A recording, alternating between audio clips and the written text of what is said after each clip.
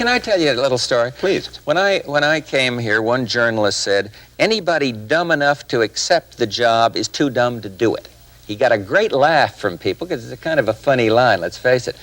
But God, I said to myself, how sad for our country when we're facing some tough opposition in this world to take such a cynical view of intelligence in the 1976 time. He got his laugh, and I got my little hurt inside from it, but it made me determined that I'm going to approach this job with pride, and they can have all the jokes they want on television about the CIA. It's vital to the national security of the United States. And I feel so dedicated and strongly about it that I just wanted to wedge that in, apropos of no question you've asked. How long are you going to stay? I serve at the pleasure of the president. I understand that. How long are you going I'm going to stay as long as the president wants me to stay, Mike. There's no politics in this thing for me. Good heavens. You'd have to be hallucinating to think there was any political mileage in this kind of a job.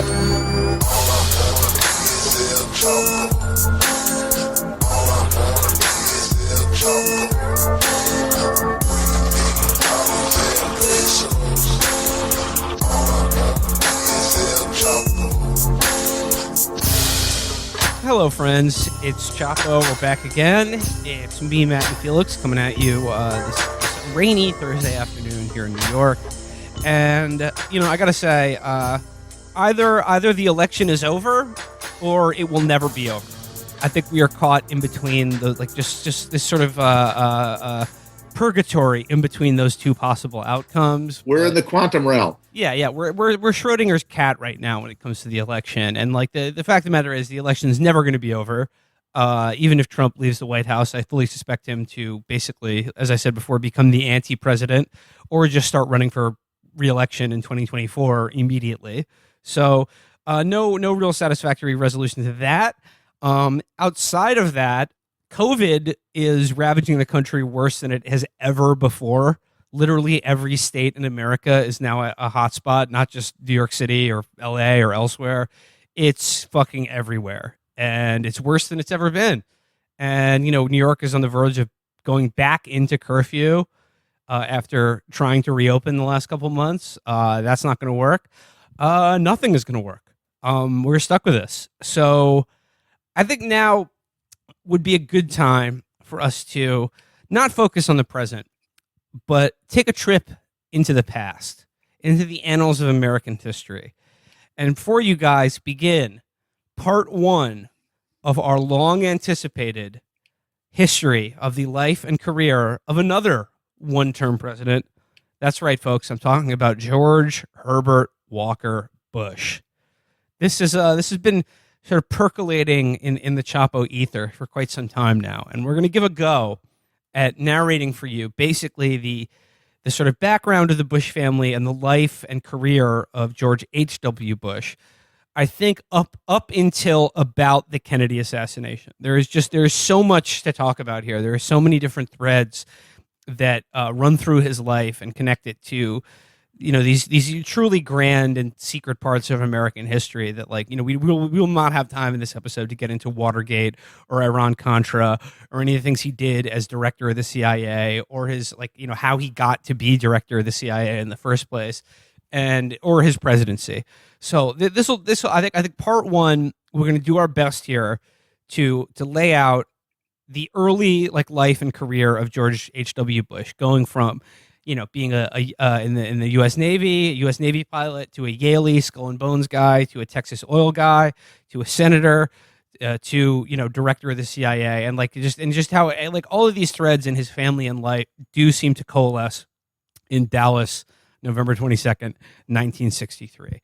I've done my best to sort of summarize and outline a lot of this information, but hopefully my co-hosts Felix and Matt will be able to fill in some of the gaps, and we'll just see where this takes us. I should say off the bat, that a lot of the information I'm going off here comes courtesy of journalist Russ Baker's book, Family of Secrets.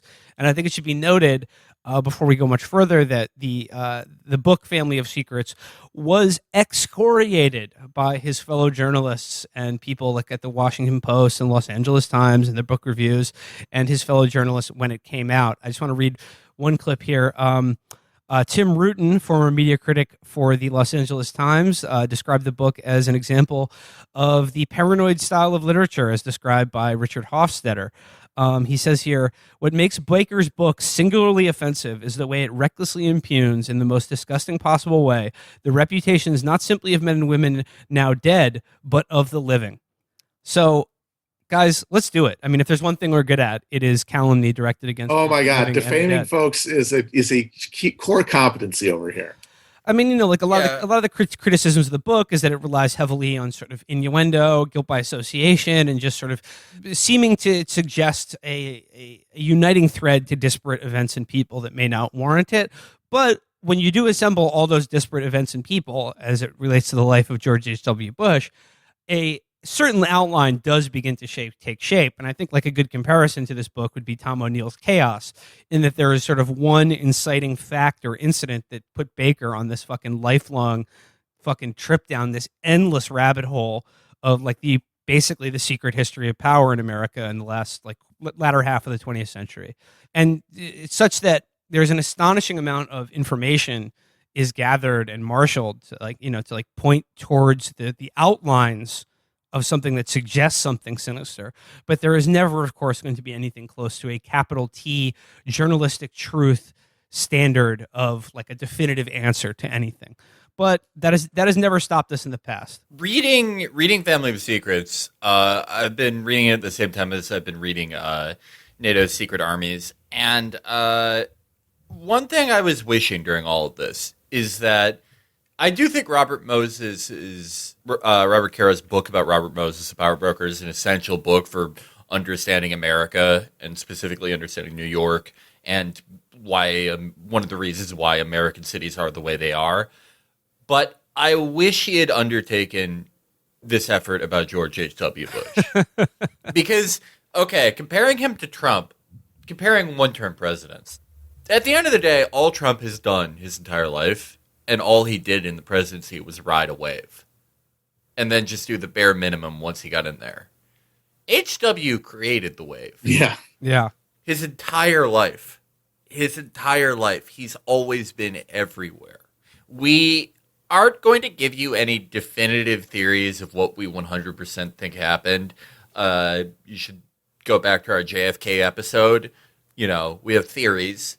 But in every theory we could present with the information we have, in the same way that Robert Moses built the modern New York, George H.W. Bush did build the modern America and the modern American empire.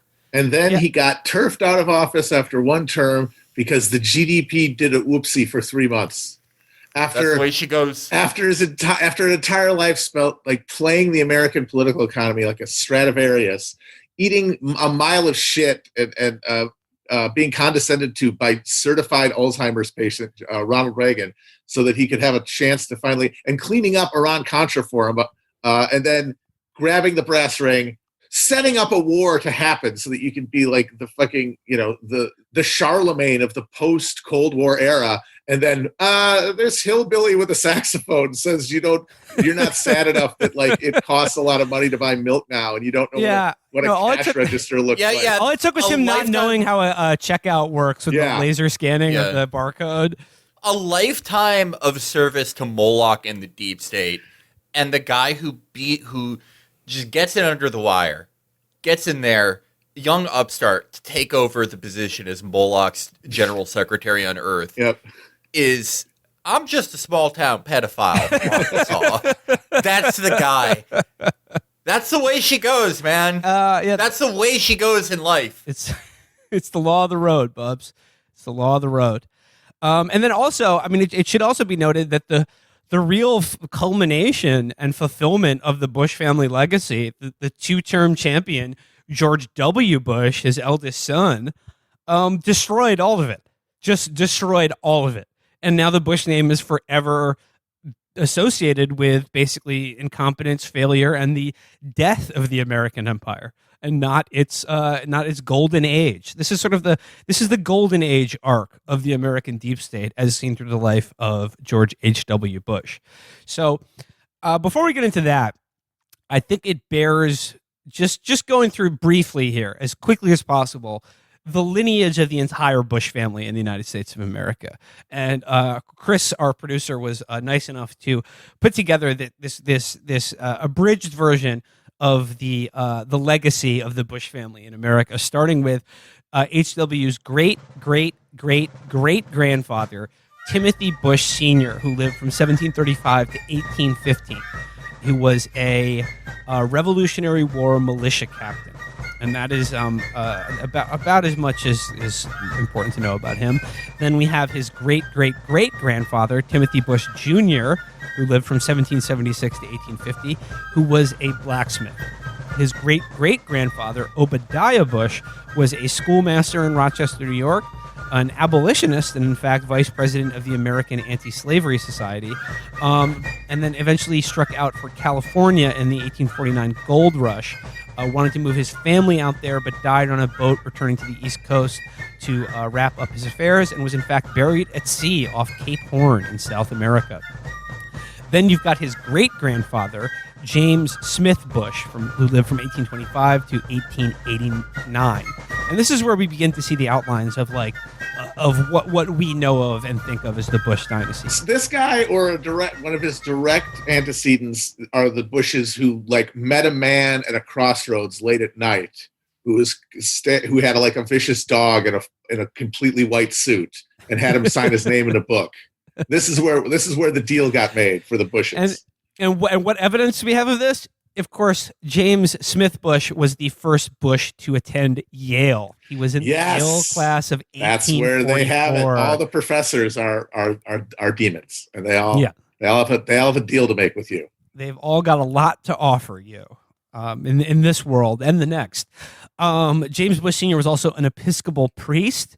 He had a stint at Grace Church in San Francisco, as well as Church of the Ascension in West Brighton, Staten Island, actually, but left in scandal after a church raffle for a gold watch was considered gambling.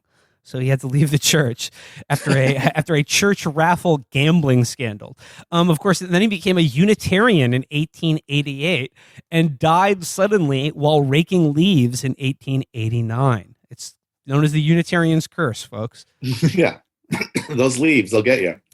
Okay, then we got grandfather Samuel Prescott Bush, 1863 to 1948. Samuel Prescott Bush was the general manager of the Buckeye Steel Casting Company, which was a firm run by Frank Rockefeller, brother of John D. Clients of Buckeye Steel Casting included railroads controlled by E.H. Harriman, and of course the Bush and Harriman families became closely associated for 2 generations. And the Harriman clan definitely shows up in H.W.'s life, and basically everything swirling around oil, the CIA, and money. If the Bushes are the Soprano family, and Zapata / Dresser, that's Barone Sanitation, I would call the Harrimans the Aprils. Yes. Definitely. Let's see. We got here in 1908, Frank Rockefeller retires, and Samuel Prescott Bush becomes president of Buckeye Castings and basically becomes one of the top industrialists of the early 20th century. He then became chief of ordnance, small arms, and ammunitions on the War Industries Board during World War I. He served on the Federal Reserve Bank of Cleveland and was appointed to President Herbert Hoover's Committee for Unemployment Relief in 1931. I'm sure he did a great job at ending unemployment and the Depression, so much so that FDR became president shortly thereafter. Okay, then we get to George H.W. Bush's father, the great Prescott Sheldon Bush, who was another Yaley and another Skull and Bones member who was rumored to be among the bonesmen who supposedly dug up and removed the skull of Apache leader Geronimo. And apparently that skull still is used in Skull and Bones. That is basically the skull in the name Skull and Bones, refers to Geronimo's skull, one of the great, fighters against the American state that has ever lived. They dug up his skull and have been jacking off into it like a fucking sock for the last few generations of That is the leaders definition of a sore winner. yeah. It's like you got the entire continent to wreak your dark arts upon. Why do you got to do this like awful end zone dance? Yeah, I mean, yeah, they're desecrating the mortal remains of one of the great, heroes of history. Really, one of the great figures of resistance to the American state that's ever lived. They are still desecrating his corpse to this day as part of their fruity rituals, which induct each successive new generation of the ruling class. The most of Prescott's life is very sordid, and most of his activities at Yale are repulsive. Most of his activities later in life are even more repulsive. A thoroughly awful American who did awful things his entire life. But, little bit of fun trivia, he was the first member of the Bush family to be a member of the Yale cheerleading squad. Yes, A tradition followed by his son and grandson. Yes, he was a male cheerleader at Yale.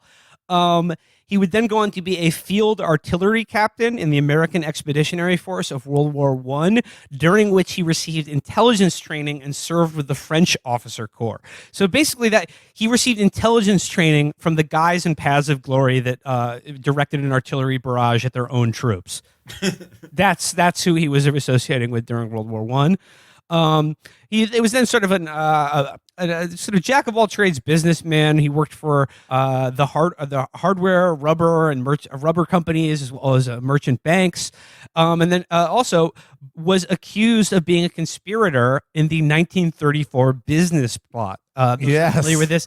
The business plot was a conspiracy and basically a near coup that was organized by American business leaders to overthrow FDR as president, and because he was, going to turn America Bolshevik. This was, of course, the one that Smedley Butler famously blew the whistle on. Yeah, just some guys being dudes. And then he, of course, and then after his involvement in the business plot, he became a senator from 1952 to 1963. He was one of the 7 founding directors of the Union Banking Company, which was an investment bank that operated as a clearinghouse for the German interest of Fritz Thyssen, one of the primary early bankrollers of the Nazi movement, and of course the Thyssen-Krupp Company, known for their good or bad elevators, depending on what kind of brain damage you have. You judge which part of his legacy is darker. It's up to you. By the way, the Krupps in ThyssenKrupp, they're also Nazi collaborators. They were the arms manufacturer. So that's all, like, ThyssenKrupp is Nazis all the way down. Yeah. Check this out. Mr. Otis never called me kike. The Union Banking Corporation held gold on behalf of German banking interests during World War II through the Dutch bank Voorhandel. In 1942, the bank was seized under the Trading with the Enemy Act after it was discovered to be holding and trading funds on behalf of the Thyssen family. Up to 8 months after the U.S. declared war on Germany. Oh, dip, sorry. Well, sometimes you just don't get around to things. Exactly. It was on the can list happen. for a long time, but other stuff kept coming up. Yeah, they didn't have email chains back then. It's true. The workflow was dog shit. Yeah. Oh, I forgot about the war. My bad. Prescott Bush was also involved with the Consolidated Silesian Steel Company, or CSSC, which split ownership between Frederick Flick and Brown Brothers Harriman. There's that Harriman family again, where Bush worked under the Silesian American Corporation. Flick's plants in Poland made heavy use of concentration camp slave labor in the 30s and was later found guilty of war crimes at Nuremberg. I did have a few mistakes. Prescott Bush, of course, actively intervened in Germany during the 30s to manage BBH interests. That was Brown Brothers Harriman, including dispatching John Foster Dulles, then of the law firm Sullivan and Cromwell, to manage liability to American directors. His evidence of ownership of SAC over the German CSSC mysteriously vanishes post-1935. However, according to journalist John Joftis, Quote, at various times, the Bush family has tried to spin it, saying they were owned by a Dutch bank, and it wasn't until Nazis took over Holland that they realized how the Nazis had controlled their had apparently controlled their company, and this is why Bush supporters claim when the war was over, they got their money back. Both the American Treasury investigations and the intelligence investigations in Europe completely belie that. It's absolute horseshit. They always knew who the ultimate beneficiaries were. Prescott is also long rumored to have taken $1.5 million, that's $24.8 million in 2020 currency, a payout from his father-in-law, George Herbert Walker of BBH for this, though no conclusive paper trail has ever been found. So he took a huge cash settlement to cover up the Harriman's family's collaboration with the Nazis during World War II. So yeah, that is but just a few of the highlights of grandfather Prescott Bush's career.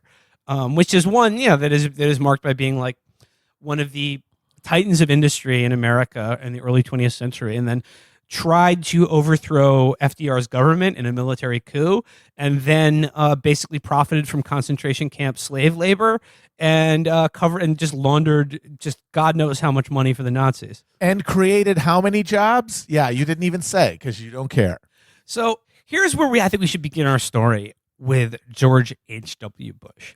And it all begins when basically Russ Baker says he would like this was the premier magazine 50th anniversary of the Manson killings or whatever, like the 25th anniversary of the Manson killings. What was it? When did Tom O'Neill start with that? I forget. It was 98 or 99. So the little factoid that led him down this rabbit hole is when he discovered a mention in a report that George H.W. Bush claimed that he could not remember where he was on November 22nd, 1963, which is a astonishingly odd thing to say for any adult alive in America on that day. It is weird. That's like the one thing. It's like 9/11. Like everyone knows exactly where they were. Then they heard that happened.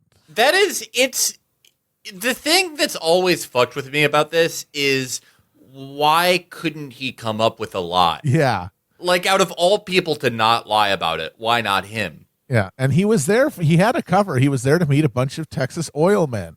Well, nothing suspicious about that. Nothing. I think H.W. Bush has said in other places that he was, quote, somewhere in Texas on that day, but he of course I don't know. It might have been grassy. It might have been rocky. It was a knoll of some kind. Is all I'll stipulate. But we should begin here with one of the first keys that unlock this whole saga is that I forget when, but it was sometime in the 1980s. The entertainment journalist Joseph McBride, who worked for the Daily Variety at the time, came across a memo in the archives of the University of San Bernardino while researching a book about the life of Frank Capra. And he got off on a tangent in the microfiche section about the JFK assassination. McBride had been a volunteer for the Kennedy campaign, and of course, like most Americans, has always remained interested in the unanswered questions about Dallas. He found this memo from J. Edgar Hoover, which was dated November 29th, 1963, that was titled Assassination of President John F. Kennedy. It reported that the day after the assassination, the Bureau gave a briefing to two men in Dallas. One, a Captain William Edwards of the DIA, the Defense Intelligence Agency, and a Mr. George Bush of the Central Intelligence Agency. It briefed these men on the activity of anti-Castro Cubans. And McBride, while reading this, thought, Mr. George Bush of the Central Intelligence Agency? Surely this wasn't the same person as the current vice president of the United States. Now, keep in mind here, Bush had been the director of the CIA for about a year and came to, during the late 70s, he was appointed director of the CIA. And he came in during a time of intense pressure on the agency related to the previous decade's worth of fuck-ups and embarrassment. There was, of course, the Kennedy assassination and the Warren Commission. And then there are all the revelations of how the CIA had used private foundations to channel funds to organizations inside the United States, such as the National Student Organization. Then, of course, there was Watergate, and then the whole fucking just the number of CIA operatives such as E. Howard Hunt that were all associated with it. And this whole, like the Church Commission. And H.W. Bush was chosen at the time seemingly because he had no connections to the CIA or any of its bad shit over the last decade or so, and was considered something of a lightweight. He was named by Gerald Ford, and I'm quoting from Russ Baker here, he seemed wholly unqualified for the position, especially at a time when the agency was under maximum scrutiny. He had been UN ambassador, Republican National Committee chairman, and U.S. envoy to Beijing, where both Nixon and Henry Kissinger had regarded him as a lightweight and worked around him. What experience did he have in the world of intelligence and spying? Or how would he restore public confidence in a tarnished spy agency? No one seemed to know. Or did Gerald Ford realize something that most others didn't? And that is, as this memo would seem to imply, George H.W. Bush has had a much longer association with the CIA than one that began with him being appointed director of the agency in 1976. Yeah, the CIA also, the cover for this memo is very interesting, that they get into in Family Secrets. The initial response to it was that there was another George Bush who worked for the CIA. Yeah, right. The guy who worked in the fucking mailroom or something. Yeah, he was basically, whatever Lloyd does for Ari and Entourage, that was his job at the CIA. He just got mail and probably just got yelled at by Mormons and alcoholics. or alcoholic Mormons. Those are the best CIA agents, the Mormons who drink. The best. It's the craziest CIA agents are the Mormons who drink and the Irish who don't. Awesome. But so the failed George Bush, this guy who didn't really have a clearance, was a clerk, like a glorified intern who only worked nights, which is the 50s and 60s were awesome. You could get a night job at the CIA if you were white. If you were a white Protestant, people would be go ahead, work the night shift on the CIA and make a $2 an hour, which is enough to buy a 9-bedroom house in Silver Springs. But I digress. He had no clearance. Why would they send George Bush, the night desk worker, a memo about threats on President Kennedy's life? An interagency memo, which you have to have very high clearance to be debriefed on. And it was a memo that was specifically related to the activities of anti-Castro Cubans. And this idea that they might use the confusion or implications of a Kennedy assassination to launch like a second wave of attacks against Cuba, and they wanted to keep these guys in pocket. So yeah, like the memo was all related to the connections to anti-Castro Cubans, which is of course a huge part of the Kennedy assassination. Now, McBride followed up about this memo and contacted the White House. He never talked to George H.W. Bush directly, but did talk to Stephen Hart, who was a member of the administration and I think part of the national security team, who responded to him by quoting Bush directly, who says, quote, "I was in Houston, Texas at the time and involved in an independent oil drilling business, and I was running for Senate in late 1963. I don't have any idea of what he was talking about. Must be another George Bush," is how it concluded. Now, and then McBride went on to publish a piece about this memo in The Nation. And after that piece came out, and no one made much of a deal of it, it was, barely noticed. But following up on that, the CIA told him, and in response to this article, that it was indeed another George Bush, the one that Felix referred to, a man named George William Bush, who that they was, on their payroll at the time, but now apparently the CIA, one of the most powerful government agencies in the world with billions of dollars at their disposal, could not find George William Bush. However, Joseph McBride did track him down. And in 1988, he was working as a claims representative for the Social Security Administration. And as Felix laid out earlier, he explained that he had been worked only briefly at the CIA as a probationary civil servant and only in Langley, Virginia. He was in the CIA headquarters in November 1963 and never in his career received any briefings and certainly not any interagency briefings during his career. Now, if we jump ahead in time now to 2006, there is another declassified document that comes to light. This one dates to 1975, right before George H.W. Bush became CIA director, that flatly states that the man soon to be in charge of the agency had a relationship with the agency that dates back all the way into 1953. It says here, quote, he became aware of this project through Mr. Thomas J. Devine, a former CIA staff employee and later oil wildcatting associate of Mr. Bush. Their joint activities culminated in the establishment of Zapata Oil in 1953, which they eventually sold. After the sale of Zapata Oil, Mr. Bush went into politics, and Mr. Devine became a member of the investment firm Train, Cabot, and Associates, New York. They attached a memorandum describes the close relationship between Messrs. Devine and Bush in 1967 to 1968, which, according to Mr. Allen, continued while Mr. Bush was our ambassador to the United Nations. Now, keep in mind here, so this figure Thomas Devine, who was the guy who founded Zapata Petroleum, Zapata Oil, and Zapata Offshore with Mr. Bush, with George H.W. Bush when he broke into the oil industry in Texas, was a CIA agent. However, Thomas Devine resigned from the agency at the age of 27, which is highly unusual considering all the training he would have had to, all the training, time, and money that would have been invested in someone like Thomas Devine being part of the agency. However, it's not so strange when you consider the CIA has a long history of people, quote unquote, resigning to go on to work in the private sector. And of course, Zapata Petroleum was established in 1953. So here we get into Zapata Oil and the entire oil business, which is, of course, from its inception in America, always been joined at the hip with like the sort of national security state, the deep state, even before those were a thing. Long before the OSS existed or the CIA existed, basically oil companies and the attorneys at the law firms that represented them basically were well-versed in sort of proto-espionage. And indeed, many of the early recruits to the OSS, which would then become the CIA, were from the oil industry precisely because they had experience with international spying on competitors and industrial espionage. H.W. and Devine found Zapata Oil in 1953, and it basically becomes the perfect cover for both international travel and the recruitment of assets and operatives for the CIA.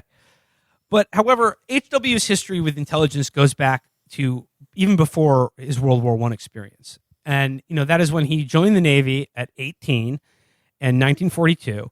And he, in Norfolk, Virginia, received training as both a torpedo pilot, but also as an aerial photographer as part of something called Operation Snapshot, which was a highly secret, it was directed at the Japanese, but it was like using spy planes and what would become the same technology of like the U-2 spy planes. This was a very, very early version of using intelligence gathering through aerial photography.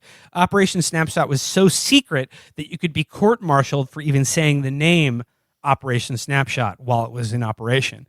According to a book by Robert Stinnett, who was also a Navy pilot during World War II, Admiral Mark Mitscher hit the bulkhead, quote, when he saw that the Bush's team had filed a report in which they actually referred by name to this top secret project.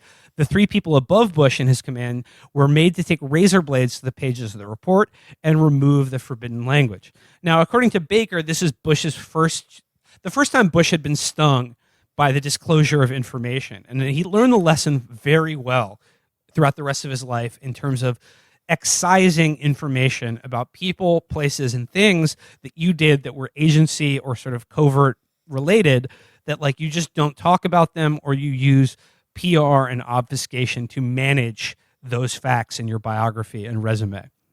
But from there, after World War II, of course, H.W. goes to Yale, which was by then a farm team for the CIA. I mean, that's the equivalent. We've basically replaced covert rule in our empire with just overt military rule now. Like the CIA is just another arm of JSOC. So the modern day equivalent would be BUDS training or like the SEAL program. Yeah, SEAL teams. It's nothing really shows American cultural degeneration more than replacing, as Will said, the Mormon alcoholics and the Irish teetotalers. Interesting characters. Your hard-drinking Angletons. Edwin P. Wilson always in his bag. All our guys. Oh God, Frank Wisner just skitzing out at every dinner party. They were. They had a some good time. guys. They had They had They had some a good dudes. time. They had some dudes. there was a Sidney Gottlieb just pranking Frank Olson with the old acid in the drink. I mean, there's a quote So here. they've been replaced by SEALs. I mean, I think it was something crazy like 3 or 4 of Trump's initial cabinet appointees were former Navy SEALs. Yeah, that zinky asshole who like was just Yeah. stealing the fucking. He was just taking the toilet paper out of the bathrums at the Yeah. Department of the Interior and And taking it created home his to own shit challenge with. coins for the Department of the Yes. Interior. Yeah, Navy SEALs, they love stealing, but they're sort of the perfect. Their role at the forefront of the American empire now, as a public face of it, it reminds me of what Patrick Wyman said about how the late stage of empire always signals the death of the country because the frontier comes home. Yes. The Navy SEAL is the ideal frontiersman because he has no affections, is a completely heartless killer. Hard, desolate, and the killer, like D.H. Lawrence said. Yeah. Yeah, but almost, actually not even just like heartless. They have like a lust for killing. Yeah. I love it. That is like unmatched by even some of their predecessors. And their main thing is their aesthetic, their frontier aesthetic, the long beards, the fucking cool knives, The Kifa. The tactical clothing that we resell to suburban fatzos. And it is, I mean, it was awful when the CIA ran things. It was awful when, we ran things through just a battery of NATO bureaucracy. It was awful when it was, the free trade troika under Clinton. But this really fucking sucks. This really sucks dick. I hate this. Yeah. I hate the Navy SEALs. Some asshole. It's like, look, James Angleton would like sit in the dark drinking and staring at a wall. And you guys are like doing fucking TikToks where you're lip syncing while shooting watermelons with BLM written on them. Yeah. So you can sell fucking coffee to rubes. Yeah. Yeah, Edwin, at least they had bigger imaginations back then. Wilson made what, like 400 million selling shit to Libya? Yeah. It's like these fucking hicks are just doing doing Anavar ass injection parties and then doing somersaults to commemorate people who died in an experimental helicopter crash. Felix.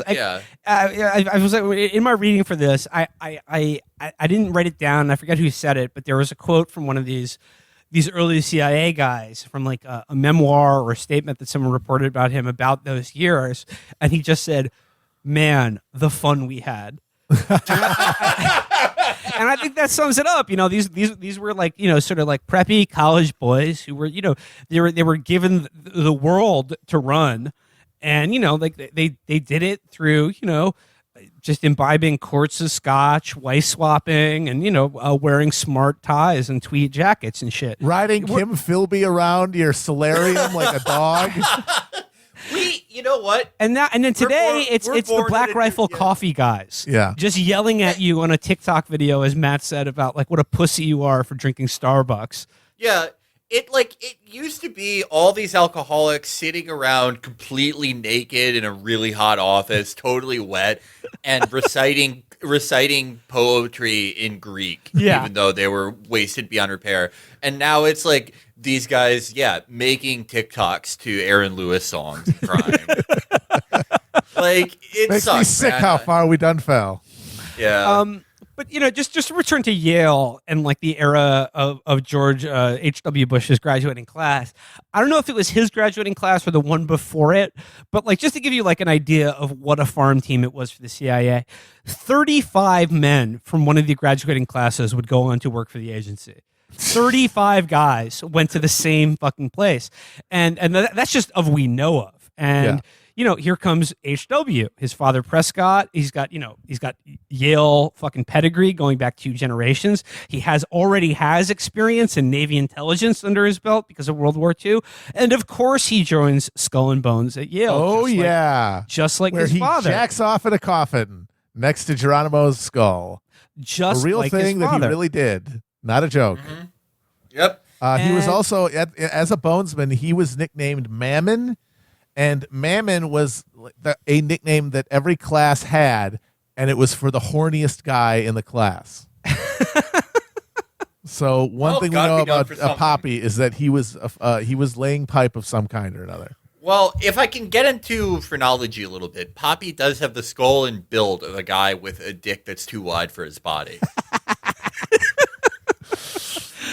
But I have a good friend who had about Poppy's build, and he was just like, we lived in an attic together when we lived in St. Paul, Minnesota. We were both very broke, and he would just walk around naked, and it was just like 9 inches flat. It was the most insane thing I've ever seen, and that's what I think Poppy was like. Probably He was hanging dong. Well, here's the thing about Skull and Bones, right?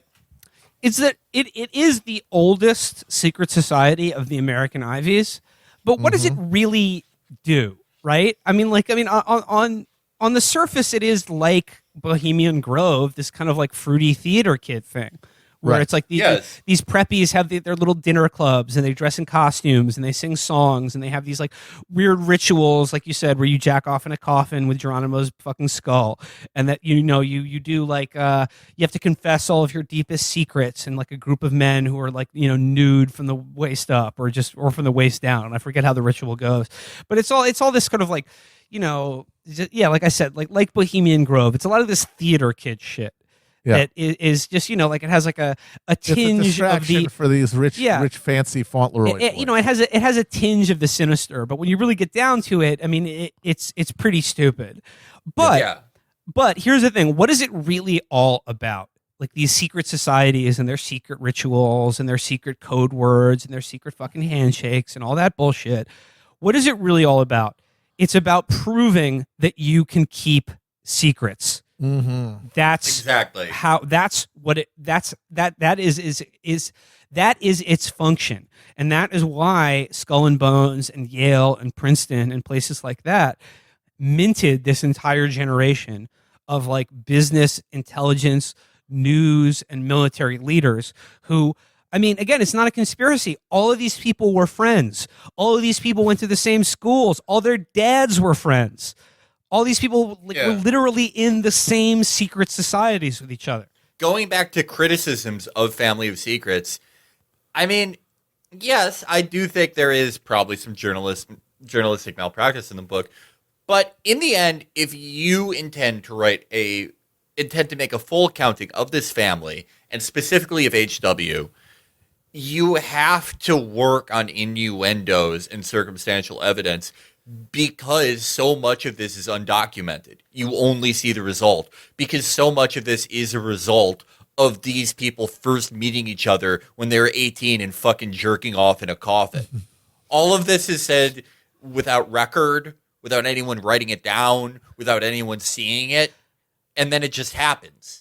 Yeah. That is what you have to work with. Yeah, and Felix, like, I mean, to this point, it's like you're also left with only innuendo because these people are very, very adept at making sure that that is all that you have to go off of based on their fucking resume and life story. I mean, like, as per the example about Operation Snapshot and him getting reamed out for just even saying the word in an official memo.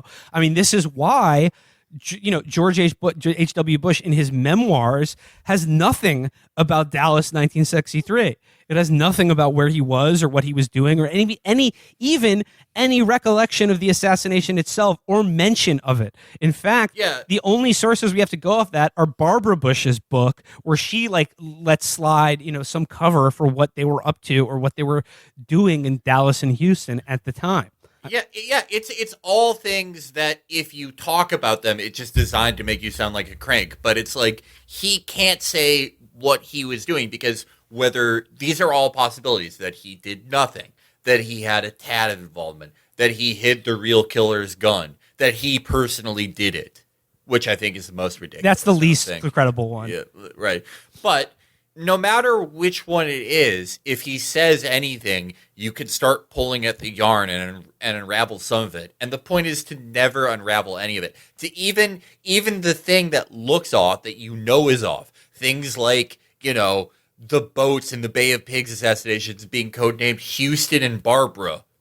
Things like that to make you sound like an asshole when you just point to the fringes of it. That we all know are there. We all know it's there. We all know there's something there. but there's not enough written down for you to definitively say, yeah, he fucking killed JFK. Yeah. It's funny to say. I like saying it, but yeah. Well, Yeah, I mean, because look, these people all communicate by like wasp telepathy, just a Yes. collection of hand gestures and winks and translucent vein in the temple throbbing. Yeah. HW is so interesting to me, and his life is so interesting to me, especially in the wake of Donald Trump. I think this is the perfect time to record this and look into this, because we're going to talk about this in part 2, HW the politician. But did you guys ever watch that 60 Minutes interview with HW in 1980 I posted? no, Yeah. I haven't. It's very interesting because the questions they ask him are, hey, are you too nice to be the president? Yep.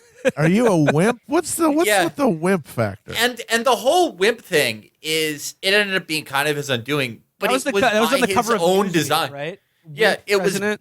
was by his own design. It's like, okay, my choices are people see me as the heartless killer who snuffed out American Camelot and a lifelong spook and God knows what else. Or I'm like a bit of a fuddy-duddy. Yeah. Oh, What do yeah. I want? Oh, What do I don't like want? Brussels sprouts. Yeah. And I think it's so interesting in the wake of Trump, who is a fucking pussy, but goes the opposite direction. Like, everyone goes the opposite direction of HW now, where they are these evil fucking people, but also wusses, also never would have been able to, fly naval combat missions in the Pacifics in the 40s or pull the trigger on an American president. They make a big showing with, Black Rifle Coffee Company or open carrying in Starbucks, when really they're as pig-bellied and resentful and bitter and queenish as Trump is. Yeah. Yeah. Everything degenerates over time. Indeed. Before I get into Poppy's career after college, Matt, what was the thing about the circumstances surrounding the medal he received for valor during World War II, where like he bailed out of his plane before his crew could? Yeah, that's the deal. Is that he was a bomber pilot, and the plane got shot down, and there was controversy for years that he basically let the guys go down. That he got out at just like, see you guys later. And he was their officer, right? Like he was the commanding officer, and he was he was first out of the door, right? First out the door, yes. Hope you guys got an inner tube. Yeah. And then famously, at the age of 90, he went skydiving as in sort of a reenactment of having to bail out of his plane after it getting blown up. And If I Did It by O.J. Simpson. All right, so let's move on to his post collegiate life. Once he graduated Yale, Poppy, aka HW, was immediately hired by a company called Dresser Industries, the SR Dresser Manufacturing Company. It was the SR Dresser Manufacturing Company was a small but largely unexceptional firm, but that found eager buyers in Prescott Bush's Yale friends, Roland and W. Averill Harriman, the sons of the railroad tycoon E.H. Harriman, a.k.a. the April family, and that they had recently set up a merchant bank to assist wealthy families in such endeavors. Dresser basically made its money because it held the patents on two very valuable pieces of oil extraction technology. And their whole business model was not based on the idea that they would own or extract the oil themselves, but they would have the copyright on the technology that you would need to extract the oil, and that they would have a monopoly on that. You don't get rich in the gold rush by getting gold. You get it by selling shovels. But I have a little section to read on Dresser. It involves a little Uncle Magic. Hell yes. Uncle Neil, baby. Hiring decisions by the bonesmen at the Harriman firm were presented as jolly and distinctly informal, with club and family being prime qualifications. The one Harriman partner, Knight Woolley, a Yale and Bones confrere Knight Woolley. Nice Woolley, no. of Prescott Bush's, tells it, Mallon simply wandered into their offices at the precise moment they were deciding who would run the newly acquired Dresser. Malin was flush from a recent 6-month mountaineering holiday, which helped. God damn. When he stopped in for a visit, Roland Harriman turned and pointed at Malin, then uttered the words, "Dresser! Dresser!" Upon which Malin was escorted into the office of Prescott's father-in-law, George Herbert Walker, then president of Harriman and Company, for a pro forma job interview. Walker promptly installed Malin as president. Yeah, Neil Malin, who was known to H.W. as Uncle Neil, hired him in 1948, and after Prescott installed Neil Malin at the helm of Dresser Industries. And as Felix said, Malin's primary credential was that he was, quote, one of them. He was a Yale Uncle Magic and a Scully. No, yeah, that is. I want everyone to we've got some people in the professional class who listen. You know, there's so much you probably have to go through for your job, right? Like you probably have to go through 10 rounds of interviews, 2 stages of group interviews. You had to, like, I don't know, go hitchhiking with your supervisor to prove that you can solve problems. I don't know what you have to do. I haven't worked an actual job in like 10 years. But imagine if you could just go on vacation for 6 months just because, and then you wander in to visit your dumbass friends and they're like, "Hey, do you want to make like $1 million a year?" And you're like, "Yeah, I guess." Cool life. Now, Yeah, it really did rule. Now here's the deal, though. I mean, like this is all around like the American oil industry, which is of course a very strategic business for, quote, national security. You need oil to have a Navy, Army, and Air Force, and American oil had driven the American war machine during World War II, and like basically is one of the reasons America was able to win in World War II is its productive capacity and like its endless supply of oil. However, by the end of World War II, America had basically, like, we still had plenty of petroleum, but we had exhausted like most of the oil fields in America. We had involved, like, I mean, not tapping it out completely, but like it involved a huge expenditure of America's own oil resources. And so much so that Roosevelt's Secretary of the Interior and later his petroleum administrator for the war warned in 1943 that, quote, if there should be a World War III, it would have to be fought with someone else's petroleum because the United States wouldn't have it. Who does have the petroleum? Saudi Arabia.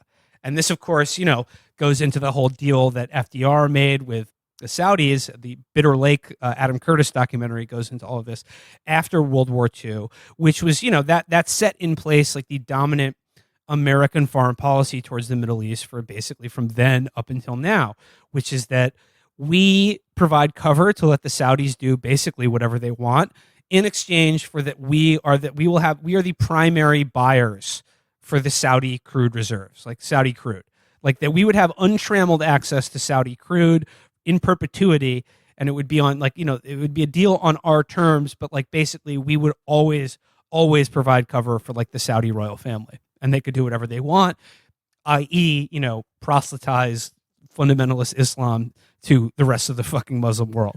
Yeah, the different forms this deal is taken on is very interesting, and I hope one day someone writes a book just about the military hardware purchases. I mean, John Dolan, the war nerd, has written very extensively about how Saudis, we get a little bit of a rebate for our weapon sales because the Saudis will buy highly expensive state-of-the-art American military technology with the fundamental understanding that the Saudi military alone could not hold it in an uprising. That would have to be the Americans. It's an insurance policy. It's an expensive insurance policy. Hey, you don't want this falling into the hands of Al-Qaeda in the Arabian Peninsula or ISIS, do you? Okay, well, you're always going to be at the ready. One of the more formative events for the modern relationship between the West and the Saudis' understanding of their own kingdom was in the 70s when an uprising took the Grand Mosque in Mecca, and Saudi troops were completely unable to retake it just from a ragtag group of assholes who thought their cousin was the Mahdi. They had to use French mercenaries, right? They had to use former French GIGN commandos. There is an urban legend that because non-Muslims cannot enter the Grand Mosque, that they forced the French to convert to Islam before going, and then they went back being Catholics after. But that's never been confirmed. I like to believe it. It's funny, but I don't know that happened. But there was also sort of a deal where Saudis were buying unusually high volumes of T-bills during times of extensive American deficit spending. So there are, again, this is one of those things that isn't, no one's going to outright say it. Like no one who works at DOD or state is going to go, hey, they're buying they're buying a bunch of fucking missiles that they have no intention of using and cannot defend. Just so it's an insurance policy, but hey, we're making out ahead. Or hey, they're buying our T-bills because we buy their oil. It's a rebate deal that we have. Yeah. But it's something. You notice something's going on. And I mean, like just to bring it into the present moment, for example, I mean, like if you've ever wondered why America would back to the hilt Saudi Arabia's genocidal war against Yemen over the Obama, Trump, and now potentially Biden administrations, I mean, I think it all goes back to essentially this deal that was made after World War II, where like in order for America to be a global military hegemon and to stand as a bulwark against communism and prosecute the Cold War, our empire needed unfettered access to Saudi oil.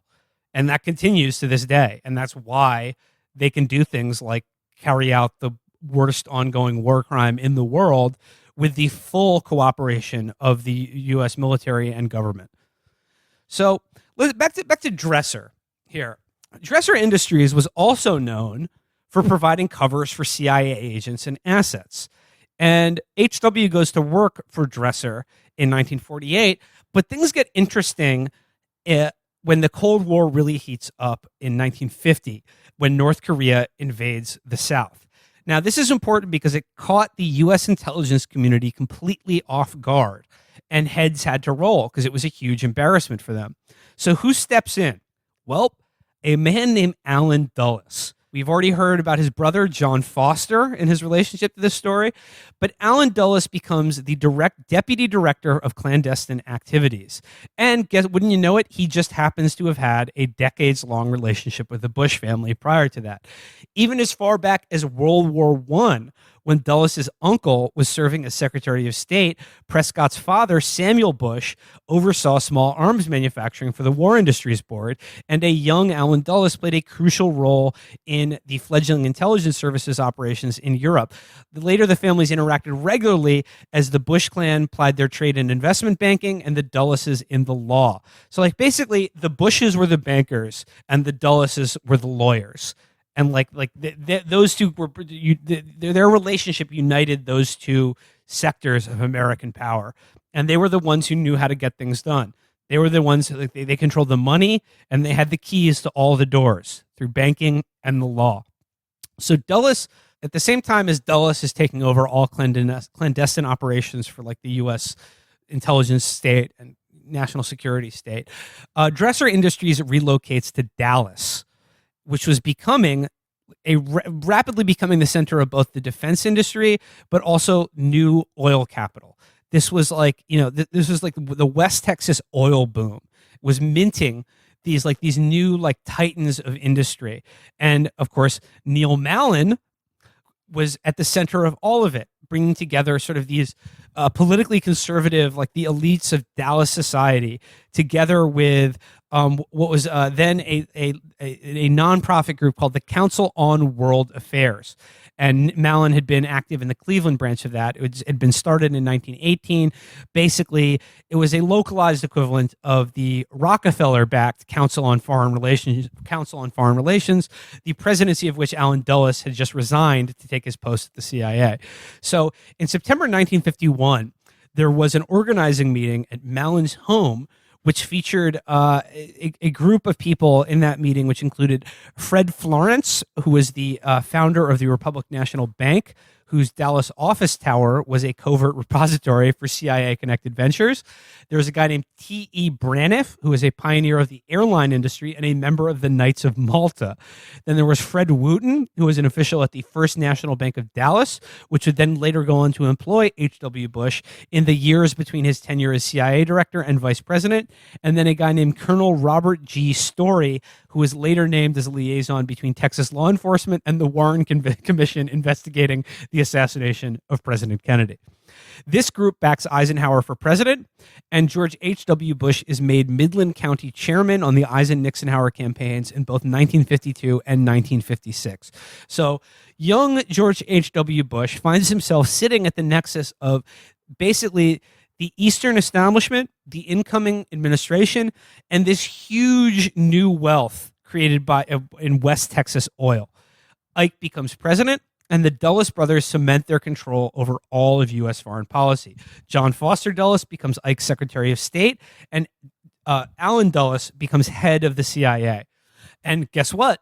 Ike's Treasury Secretary, Robert B. Anderson, was a longtime member of the Dresser Industries Board of Directors. Now, here's the thing.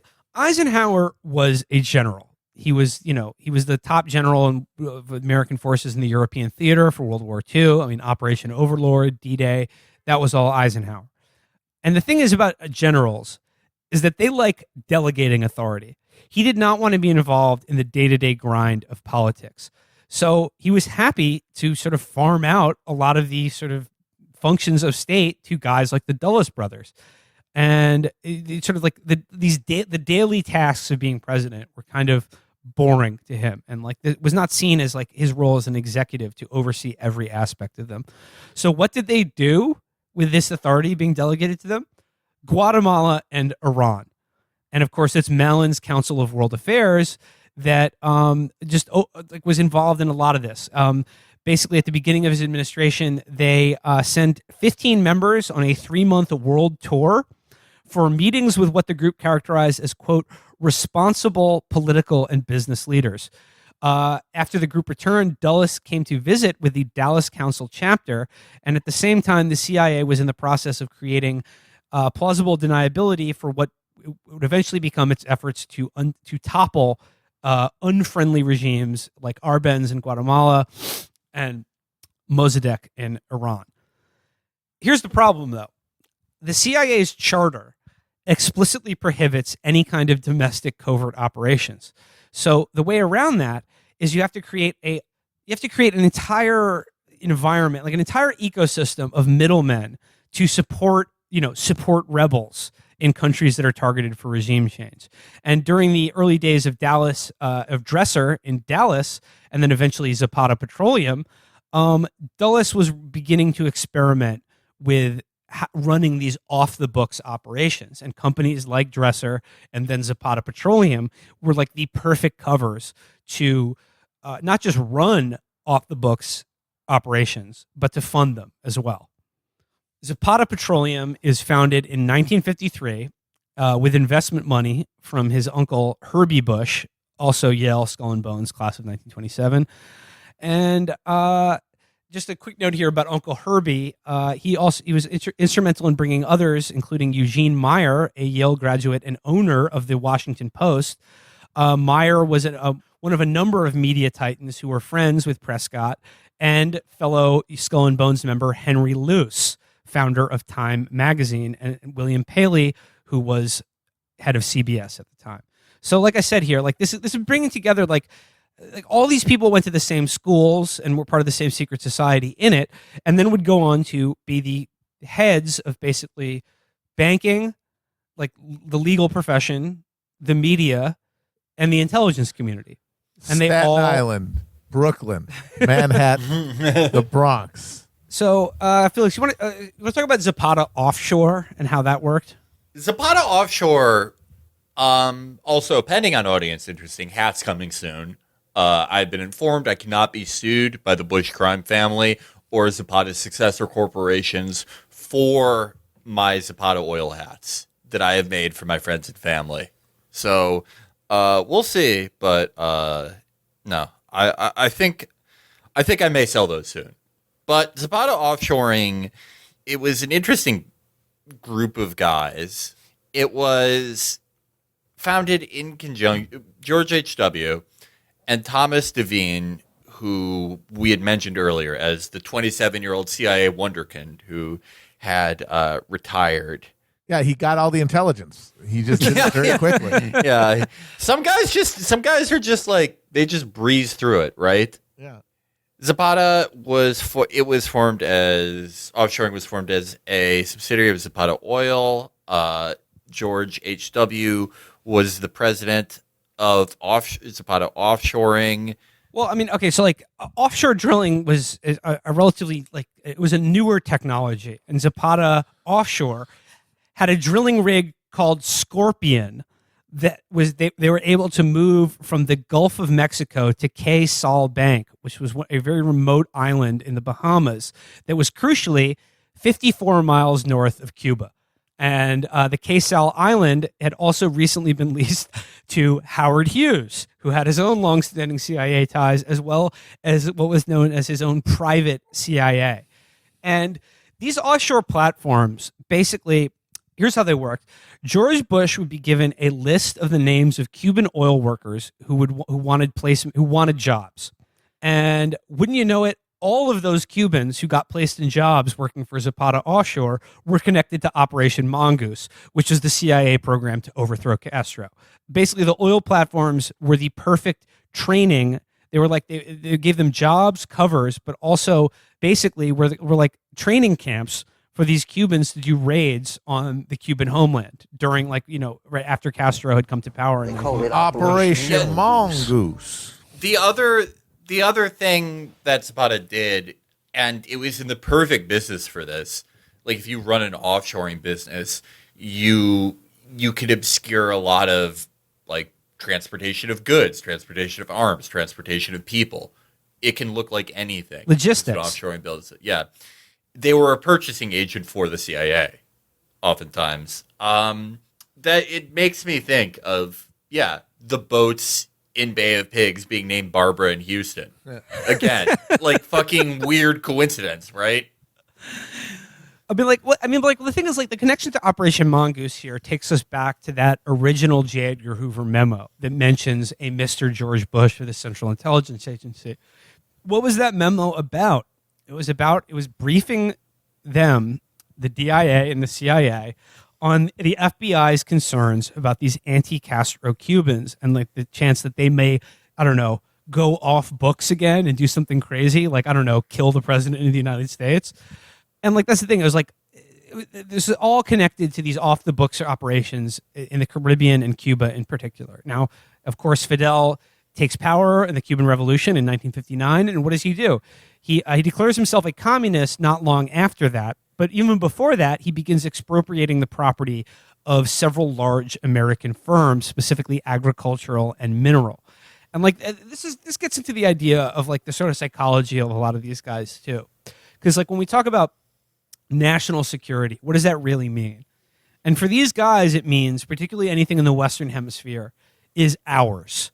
If you have a country that has resources or anything that we want or need, it's ours. It is America's. We control it, not you. And anything like what Castro did, they take it like these guys. They take it as a personal insult to them.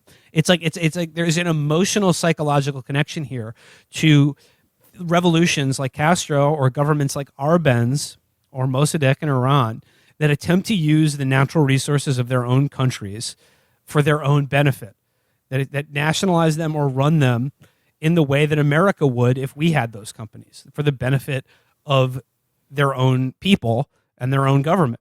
That's why they have to go. And like these guys in the early CIA, the people who like these skull and bonesy guys who fucking did all of these assassinations and coups, there is an emotional fucking part to this where they really regard it as kind of like an insult to them personally, like an attack not just on America, but on like their very conception of them, like of themselves, their own sort of self-identity, the idea that these countries could take what is rightfully ours from us just because it happens to be within their borders.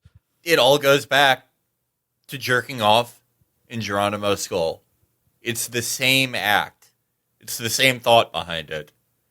It is the wasp as the rightful inheritor of the earth Yep. and all its corners. The earth tells me there is no sin. And it's just like Felix, what you're saying earlier about them being basically a paymaster for the CIA. This is quoting here from John Sherwood, who was chief of the CIA's anti-Castro operations in the early 60s, has said, quote, Bush's company was used as a conduit for these funds under the guise of oil business contracts. The major breakthrough was when we were able to, through Bush, to place people in Pemex, the big Mexican national oil corporations.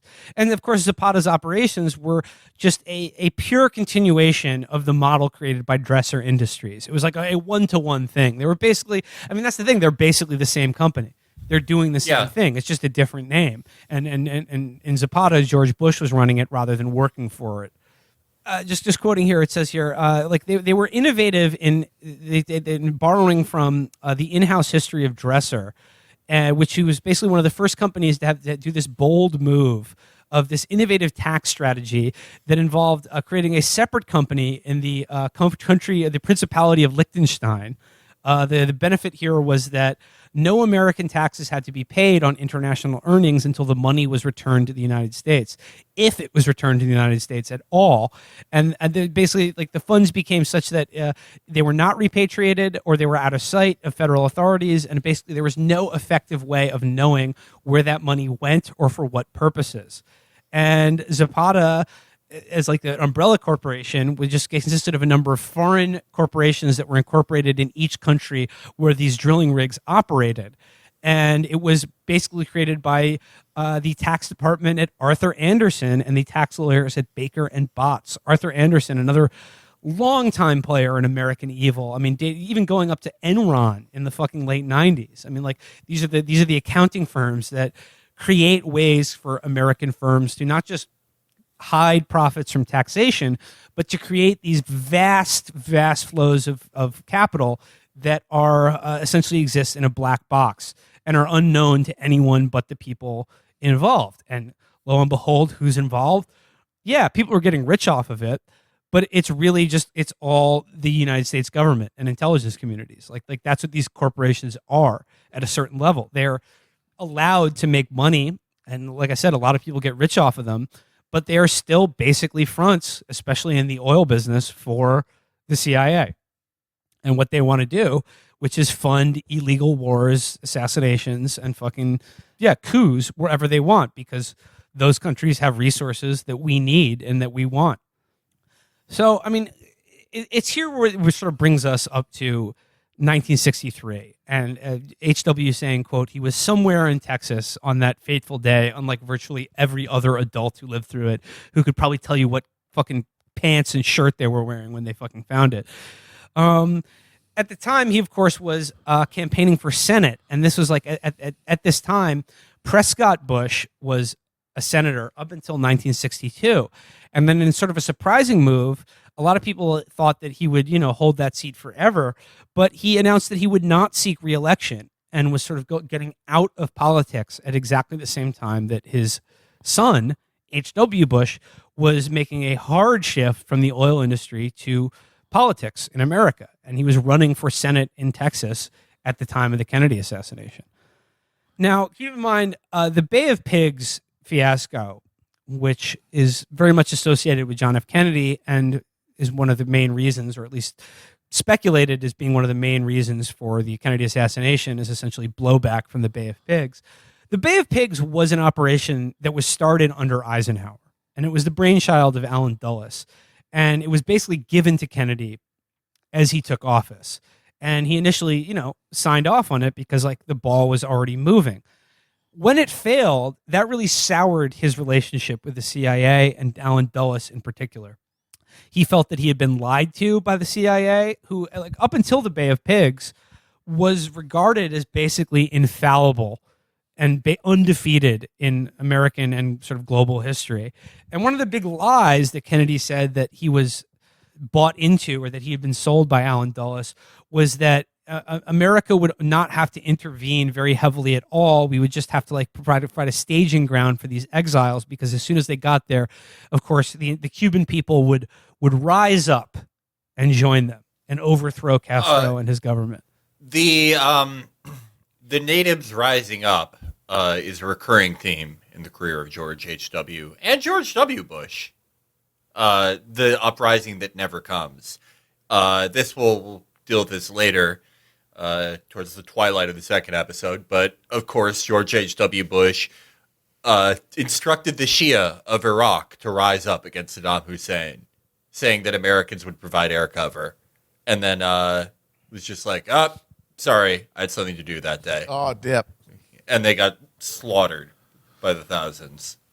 And after the Bay of Pigs, Alan Dulles had to launch this basically a full court press in the media to shore up the agency's credentials and reputation. I mean, at the time, Kennedy was furious and was quoted by advisors of saying that he wanted to splinter the CIA into 1,000 pieces and scatter it into the winds within weeks of the Bay of Pigs disaster, and which left many people speculating about Alan Dulles' future. He eventually was fired by Kennedy.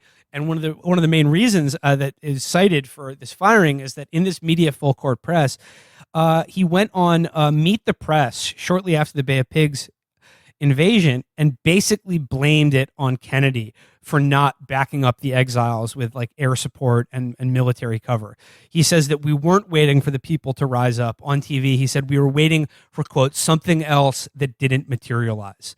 So Kennedy felt deeply betrayed by these guys, and, you know, probably rightly so, is that, like, you know, they were leaving him holding the bag for an operation that they had started long before Kennedy was even in office, and then handed to him as a sure thing day one that he got into office. And now it became, like, you know, a signature disaster of his first term in office was this failed fucking invasion of Cuba, which, like, you know, was a hugely humiliating for America, because, you know, Cuba was a communist country less than 50 miles off America's border.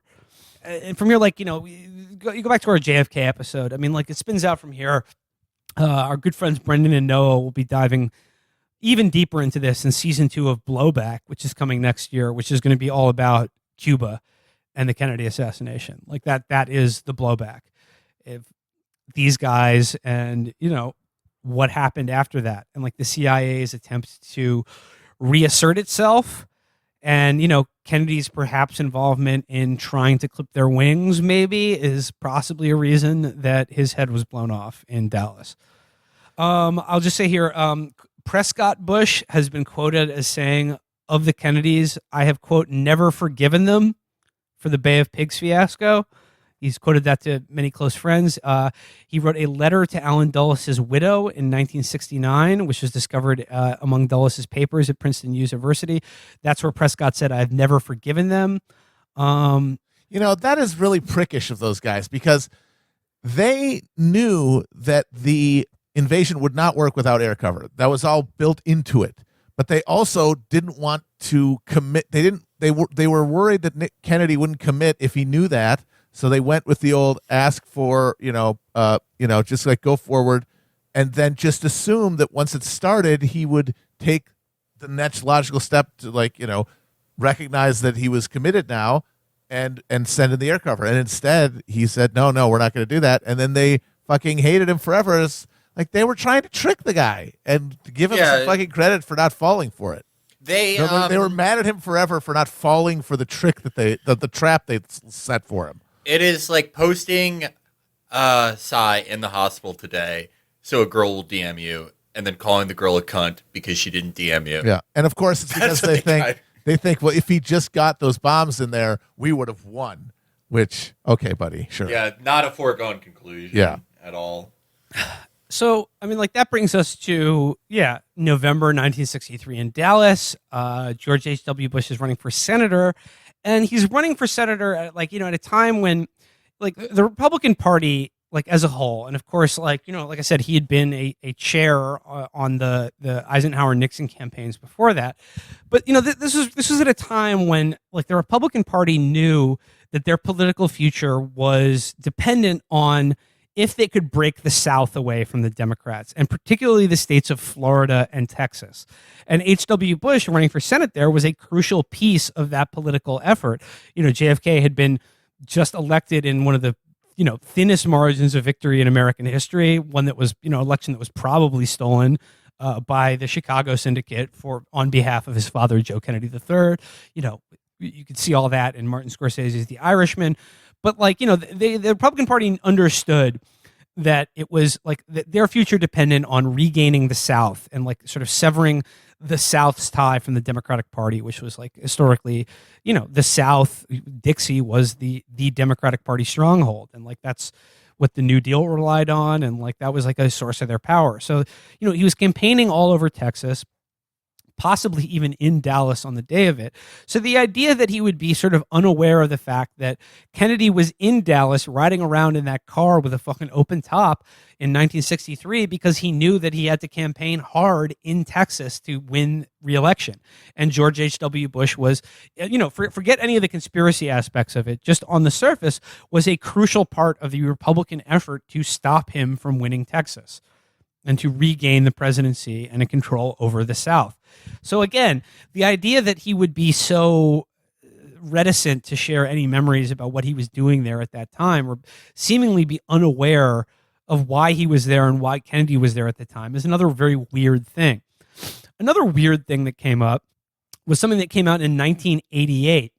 And this is another memo that surfaced from November 22nd, 1963, where basically this came out because something called the JFK Records Act was being proposed in late in George H.W. Bush's first term in his presidency, because of things like a renewed American public's interest in the Kennedy assassination, because of things like Oliver Stone's movie, and the expiration date on a lot of these sort of classifications running out, and knowing how many people close to him were very involved in this, George H.W. Bush had to let this JFK Records Act pass, or else risk looking out of touch with the public while he was trying to win re-election. And because of that act, another memo was coughed up connecting George H.W. Bush and Zapata Oil to the Kennedy assassination. And that is that basically, almost immediately after the Kennedy assassination, George H.W. Bush phoned the CIA to state that he wanted it to be kept confidential, but he wanted to basically let them know that in the weeks leading up to the Kennedy assassination, he had heard from another young Republican, a guy named James Parrott, that he was basically bragging about wanting to kill Kennedy and claiming that they were going to do it in either Houston or Dallas soon. So he was basically ratting on another guy for possibly being involved with the Kennedy assassination. But here's another person. And this is I really have to be brief here because, we're running out of time and there is so much fucking more to discuss about this guy. But there is a guy named George de Mohrenschildt, who is a huge figure in the Kennedy assassination and has a very interesting connection to the George H.W. Bush and the Bush family. George de Mohrenschildt is a Russian emigre and, wouldn't you know it, a petroleum geologist. And in 1976, when George H.W. Bush was director of the CIA, the agency received a letter from George. I'm going to call him George de Moron shit from now on because I'm not going to fucking roasted. Yeah. George doo-doo de shit. He wrote a letter directly to George H.W. Bush, director of the CIA, pleading for his help. The letter says, maybe you will be able to bring a solution into the hopeless situation I find myself in. My wife and I find ourselves surrounded by some vigilantes, our phone bugged, and we are being followed everywhere. Either FBI is involved in this or they do not want to accept my complaints. We are driven to insanity by this situation. Tried to write stupidly and unsuccessfully about Lee H. Oswald and must have angered a lot of people. Could you do something to remove this net around us? This will be my last request for help and I will not annoy you anymore. His staff and ends with a sideways frown. His staff assumed that this guy was a crank and asked if he knew him. And then, wouldn't you know it, George H.W. Bush confirmed that he did. In an official response said, I do know this man, de Mohrenschildt. I first met him in the early 40s. He was an uncle to my Andover roommate, later surfaced in Dallas in the 50s maybe, and then surfaced when Oswald shot to prominence. He knew Oswald before the assassination of President Kennedy. I do not recall his role in all of this. Now, his connection to this guy is considerably more than the fact that he was an uncle to his old roommate at Andover. basically, George de Mohrenschildt and the whole Mohrenschildt family is a family that basically is like I said, they're Russian emigres who left Russia after the revolution and have been basically at this nexus of sort of a white Russian anti-communist, the oil industry, and the CIA, and in exactly the same way that the Bush family is. It's just they have threads everywhere. But basically, George himself is a character because him and his wife basically shepherded Oswald and his Russian wife into this community in Dallas that was sort of the white Russian community there. Like it was like a hub of white Russian anti-communists who had like left the Soviet Union and settled in America. And so, lo and behold, a lot of them ended up in Dallas. And this is a very weird thing. He's a character in Don DeLillo's Libra. He's a fairly big character in that book. Because like in the years from 1962 to 1963, he was probably the most influential person in Lee Harvey Oswald's life. Like I said, like he got him jobs. He was like socially, like intimately involved with him and his wife. Like he looked after their baby, and was like after Oswald was killed, like they basically protected Oswald's wife from scrutiny and like gave her like the script to say that, and like she was the one who was like, you know, other than the gun itself, was the smoking gun of saying like, yeah, Oswald did it because of X, Y, and Z. The weird thing about this is that like, why would Oswald and his wife be shepherded into this like white Russian community after the fact that Oswald had defected to the Soviet Union as a Marxist and was like going around New Orleans handing out like hands off Cuba pamphlets? It's pretty weird. It's very odd. His wife was the daughter of a KGB colonel. That seems like it'd be awkward dinner conversation with all those anti-communist Ruskies. And of course, de Mohrenschildt and his wife testified to the Warren Commission, which spent more time with them than any other witnesses excepting Oswald's widow, Marina. They basically characterized him as a colorful and eccentric character, but steered away every time Mohrenschildt recounted another name from the staggering list of his influential friends and associates. In the end, the commission basically concluded that it was all coincidences and nothing more. By the way, who was a serving member on the Warren Commission? Allen Dulles, the guy Kennedy had just fired. Again, seems pretty strange.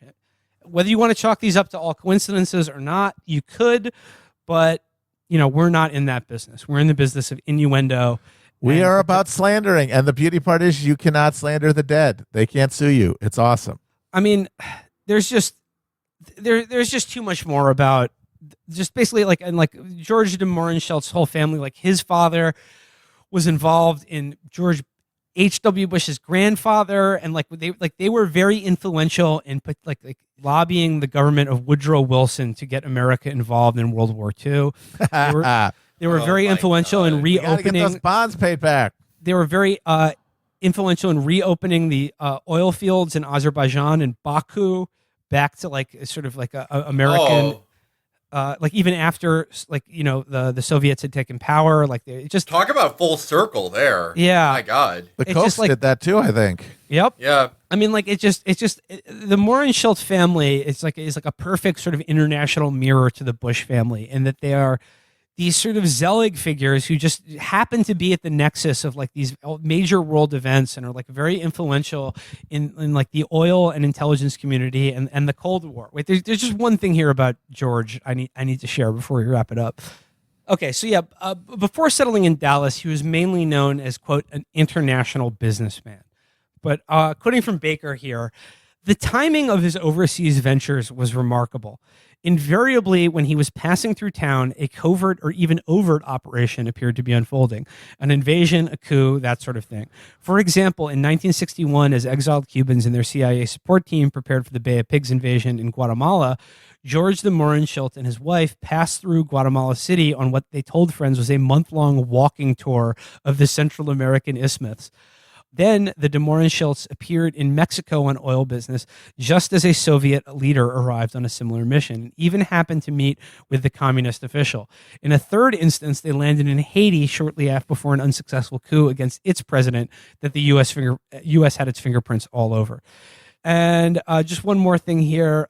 They also had a connection to William F. Buckley's family and the Venezuelan Pantepec oil firm, which was run by William F. Buckley's father, who, of course, the Buckley boys, just like the Bushes, had been in Skull and Bones. And then William Buckley, like H.W., was a pansy wannabe CIA agent in South America as well. And probably, like George H.W. Bush, William Buckley remained a CIA agent for his entire life.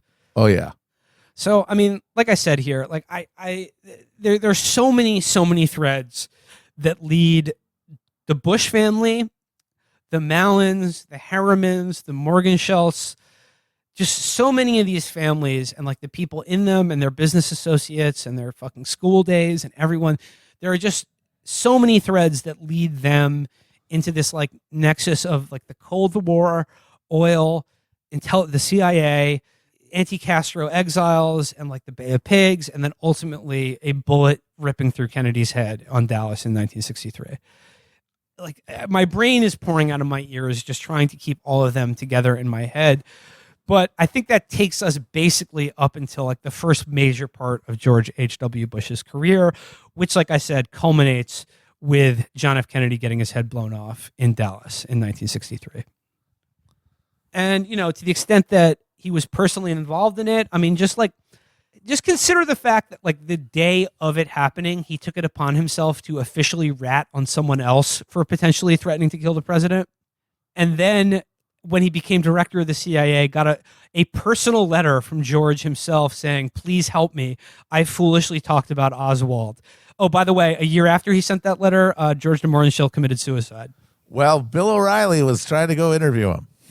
Oh, you're right. Wow, I did not know that. I did not know that. Yeah, he told a lying story that he was knocking on the guy's door when he heard a shotgun go off and he blew his brains out. But he was like a young reporter, and he was set to interview him on the day he killed himself. Well, maybe there was no foul play, and he just really didn't want to talk to Bill O'Reilly. Totally fair. Very fair. That would be funny if it just all got cleared up. Like H.W. talked to Mammon and Moloch. They got it all straightened out. Like no one's going to bother his family. And then like Bill O'Reilly just starts bothering him, and he's like, well, guess I got to kill myself. Yeah, I don't want to have this conversation. This guy's so annoying. I don't want to talk to this splotchy Irish Sasquatch. Well, there you go. I mean, this is part one. The last thing he saw was just like a big fucking gross finger pointing in his face, going, "You're being disingenuous. You're being disingenuous." Then he just painted his wall with his brains. Yeah, blew his head off with a shotgun. That's it's probably because George H.W. Bush wouldn't write back. You're right. It's like, dear Mister, I'm too good to call or write my fans. There is so much more though about the whole Morgenschelt family that is just it broke my brain trying to follow all of these different connections, and like I hope I've done an okay job of summarizing this incredibly dense book and like all the connections that Russ Baker seems to be intimating here. And again, like, you know, take them for what they are, the motivations for why someone or why these group of people might want to kill Kennedy. There's a number of them you can pick from. None of them add up to anything bulletproof or any totally satisfactory explanation for what happened on that day or like why Kennedy was killed. But I mean, it's interesting, and like I said, like it does all seem to come back to like oil, the CIA, and then also keep in mind the mafia as well and their whole the money that they had invested in Cuba, and how much Meyer Lansky himself was basically a point man for all American business in Cuba at the time. What they standed to lose from Castro taking power in that country, and what they stood to gain from it coming back under U.S. control, is also pretty compelling. And like Santo Trafficante Jr., who is sort of the boss of the Tampa mob, the most important mafioso in Florida, his last words were reputedly, "We never should have done Kennedy." Take that as you will. I mean, I assume mob guys, you just have to figure they lie all the fucking time, and that's the best lie to get out if you're on your way out. Like, oh yeah, I killed a president. I absolutely. I mean, But it's I don't know. Yeah, it raises an eyebrow, but at the same time, I totally could see Kennedy gets killed by Oswald, just like they said, and everyone in the mob is like, "Oh, holy frick! You see that?" And one guy is just like, "Yeah, you know what happened." And they're like, "What?" And it's like, "Don't worry about it." And then they just all assume they did it because like somebody wants to be a badass. That's the problem with the mafia connection to JFK is, like, I believe there's something there, but when someone is like, I did it, it's like, well, you're all lying. Yeah, you just lie all day. Like, there's just these guys sitting around smelling like pastrami and lying. And here's the thing, though. Like, the Kennedy assassination is always kind of a red herring because it is this singular event, and people are obsessed with these unanswered questions about who did it and why, or how many shots were fired. And it's all sort of minutia, and you can like take or leave, any number of like theories or stories or explanations that one can tell about this. And we're telling a story about the Bush families, like, if not their involvement in it, then there's certainly their proximity to a lot of the threads that led up to that event. And here's the thing, though, like, it doesn't really matter whether you believe Russ Baker 100% or not, because what he lays out here, and which are matters of factual record, it doesn't really matter whether they were like intimately involved with pulling the trigger on Kennedy or not, or whether or indeed it may just be an astonishing array of coincidences and like names and people and associations that people are eager to read too much into. But even accepting that this is all just drivel and just like just vague intimations and guilt by association.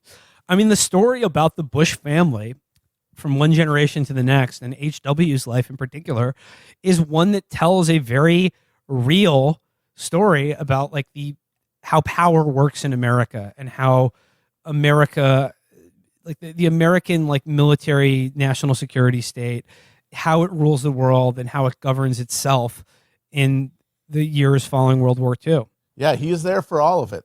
He's the cigarette smoking man. Well, there you go. We went long on this one. Should probably wrap it up here, but part 2, as soon as we can compile all of the documents, the research. Got to get all the documents. I think part 2 will have to deal with Watergate, Iran-Contra, and the Gulf War. Yes. So there we go, guys. George H.W. Bush, Poppy, A Life and Career, Part 1. Not got that. Poppy, bro. Not got that. Till next time, bye-bye. What do you think when people make fun of your language? Like, I get the Dickens on Iran, or someone is in deep doo-doo. You see it coming back. What do you think? I don't mind. You got to be what you are. Generationally, kids, you have to be what you are in life. You don't have to style it so you're into the latest fad or the latest thing. And I'm not going to change. Michael Kramer of New York Magazine has called it the wimp factor. You know Michael Kramer? Yeah. He'll never play linebacker for the Chicago Bears. Have you ever seen him? George Will has said, the silly, unpleasant sound Bush is emitting as he traipses from one conservative gathering to another is a thin, tinny arf, the sound of a lapdog. Mm-hmm. Anything you want to say to George Will? Just that he'll never play linebacker for the Chicago Bears. Have you ever seen him? I'll put my record out there with anybody. You know that I was shot down 2 months after my 20th birthday fighting for my country? I didn't detect any wimp factor there. Did you know that we had to sit, my wife and I, and watch a child wrenched from our hearts in 6 months of cancer, knowing she was going to die? Little strength comes from that. Do you know that I've run agencies like the CIA and restored the morale out there by making tough decisions, moving people around, not jumping out trying to get credit? But if his complaint is that I'm loyal to this president, guilty as charged.